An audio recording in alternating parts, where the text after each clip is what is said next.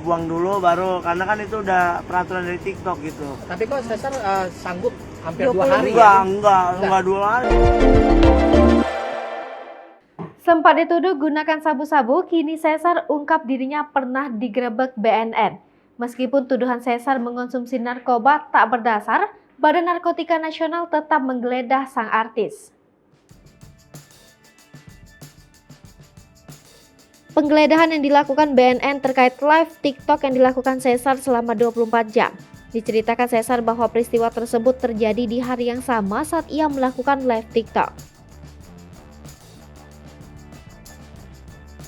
Saat itu, Cesar mengaku didatangi 20-an orang dari petugas BNN.